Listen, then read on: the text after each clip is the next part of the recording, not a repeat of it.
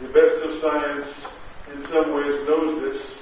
The current discussions back and forth between science and religion that have so occupied the pages of the press and popular writing on the subject, I'm afraid, have been mostly shallow, because the religion the scientists have become frightened of is a straw man religion, and then they argue against the kind of silly fundamentalism which most of us wouldn't take seriously, and the religious defenses have not been very good either, with but a few exceptions. Now, the emerging creation story, the new creation story, if I can call it that comes out of Darwin, and that has emerged in the past 150 years. And as I say, that's how intelligent people in the West understand where we come from. We Jews have a particular interest in that story. I think it does single us out in a certain way, because we were the authors of the old creation story. The old creation story which the Western world has lived with for the past 2,500 years or more, was a creation story that comes out of the first chapter of Genesis. That was the work of great genius, that opening chapter. Now it's by the biblical scholars called part of the holiness code that framed the book of Genesis, or framed the books of Genesis and Exodus. That too was a reframing of an older creation story. That's what's fascinating. There was a creation myth that was sort of the lingua franca of the entire Near East. The Babylonians knew it, the Canaanites knew it. You found it in the text of Ugarit on what's now the Lebanese coast. That story was a story about the battle between the sky gods and the sea gods. The sea gods, the old sea gods, Yam, Tiamat, others had once ruled the world. But then a younger generation of gods, Baal, Marduk, El, rebelled against the authority of the sea gods and became the sky gods. The sea gods rose up, rebelling against the sky gods' domination. The sky gods slew the sea gods, and on their corpses created the earth. That was the common, there were various versions of that story. I'm oversimplifying it, of course, to give you a couple of sentence version. But that was the common creation myth of the ancient Near East. The authors of the Bible knew that creation myth. You can hear echoes of it all over the Bible. Above the sound of many waters, the voice of God is supreme. Right? They go, the waters run up. God set a border to the sea that it not be transgressed again. All of those are echoes of the earlier creation story. But the author of Genesis once said no. It was all created by one God. It was created by a God who loved it. Good, good, good, good, good. After every step, God says good, good, good, good, good. By the way, the first time God says not good, the only time God says not good in Genesis, he says, Lo tov adam levado. Not good for a person to be alone. That's the second version of the creation of Eve. You have to say God knew what it was like to be alone for a very long time, so God understood it was not good to be alone. But there were certain values contained in that story. There is a divine embrace of everything created. There is a human partnership in that story. There is a great innovation, and that is the value of rest. That story culminates not in the creation of man, but in the creation of Shabbat. And that was a revolution in the ancient Near East. You know, human beings were created, ancient Near Eastern religion, primarily, human beings were created to serve the gods. We were there to feed them. We were there to bring them sacrifices all the time so they wouldn't have to work. We were the servants. They were the masters. We were there to work so they wouldn't have to work. The idea that we human beings, and not just the king, but the whole society, gets to partake of the sacred rest of the gods, was an elevation of human life to a kind of dignity that it hadn't had before. So there are values contained in that story. That story replaced a bloody, violent conflict story. The sea gods versus the sky gods, and the slaying of the sea gods, and the blood and gore of that story. Now we have another creation story that has emerged over the last 150 years, which is also a story full of blood and guts. You could look at the story of evolution and say, my God, what an awful, ugly battle scene that is. They talk about the mound of evolutionary corpses, all the species that died out because they weren't smart enough to outsmart their predators, because they weren't fast enough to catch their prey. They couldn't eat because they couldn't run faster than the animal that was running away from them, and so they joined that mound of evolutionary species that have died out. Now with a terrible situation, of course, unique in world history, unique in biohistory, where one species controls the fate of all the other species on the planet. That's never been the case before. Yes, where a single species completely dominates the future of every species that exists. What we do will control essentially which species survive, which species don't survive, and so on, and not except for our predators, the microbes. They're the ones who may have the last word.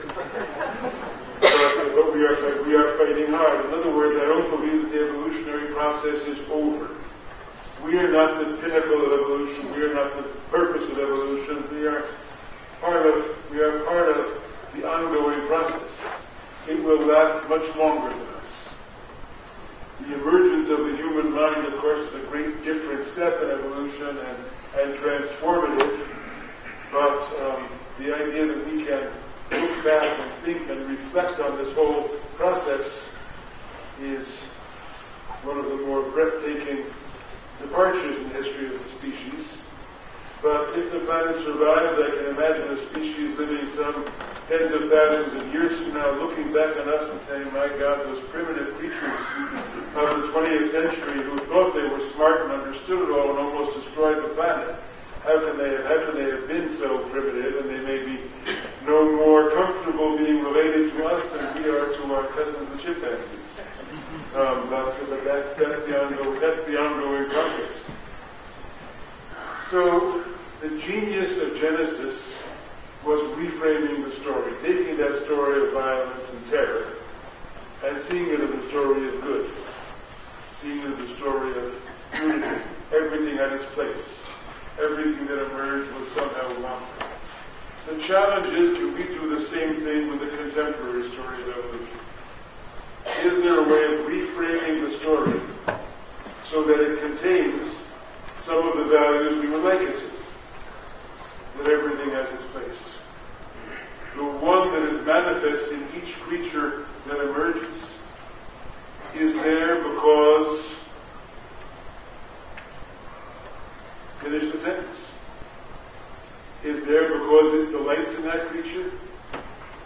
Is there because that creature is yet another way of showing the great variety, the great beauty, the great self-manifestation, the ongoing process of the emergence of that one into countless forms of existence?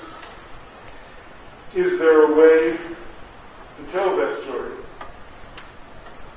in which that one that underlies all the variety, and that one that undergoes the process, and that one which is Havaya, existence, Hey Vav Yud Hey is existence, Yud Hey Vav Hey may be capitalized.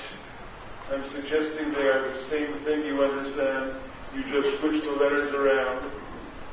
That Yud Hey Vav Hey, Hey Vav Yud Hey, that being that exists in every creature that is, manifest in them all, present in them all. What's the journey about? Why? Why all this dressing in such a great variety of garb? Where is it going? Is it moving towards something? The evolutionary biologists insist that there is no teleology. Yes, there is no purpose to it all, it just is. There, I think we religious people also have something to bring to the conversation. How do you understand teleology? How do you understand purposefulness? I'm not suggesting there is someone you understand with a mind beyond who knows it all, but you say there's an inbuilt drive toward greater complexity, toward greater variety. That inbuilt drive toward complexity that moved from one-celled animals to the complexity of the human brain is not all planned out, not directed, at the same time not entirely random? Is there something in between, directed by intelligent design, knows exactly where it's going and is leading toward redemption, etc., and random, utterly meaningless, nothing, no pattern can be found in it? Is there something in between those two? And can the religious voice, the scientific voice get together and talk about how we might articulate that position? The one that undergoes the evolutionary process calls out to each creature. It calls out to each creature by what we call instinct. It says to each creature, survive, thrive, and reproduce. That's your job. Survive, get the energy you need to, consume what you need to, eat what you need to. Thrive, be as healthy an example of your species as you are able to be. So trees naturally grow toward the light and make chlorophyll. Every species finds what it needs in order to survive. And that means, of course, outsmart the other fellow. That means have prettier tail feathers, you male, so that the female will mate with you, and your offspring will survive in the nest, and somebody else's offspring won't. It's all done by aggression and competition, of course, in the course of the evolutionary process and natural selection, and that means violence. That means there is something in our evolutionary legacy that is like those two stags in the forest bucking horns against one another, with a female waiting off in the grove of trees to see which one is going to survive and take her. That's part of revolutionary legacy. We know it. You see it. Just go to your hedge fund advisor and ask if that piece of evolutionary legacy is not there with us. Of course, the pieces of our evolutionary legacy that come from the fact that humans are creatures that have something in common with ants and bees, which is to say societies that could not survive without cooperation and could not survive without specialization and building things together. That's also part of revolutionary legacy. Part of the question is, what piece of that legacy do we want to draw on more or less? What does that have to do with the question of capitalism and socialism in our world? Are those different pieces of our evolutionary heritage somehow fighting out the battle within us, dressed in human language of a garb of economic system conflict? I wonder whether there isn't something of that there. Whether the memory of those different forces of our evolutionary selves are not somehow there within us, still doing battle.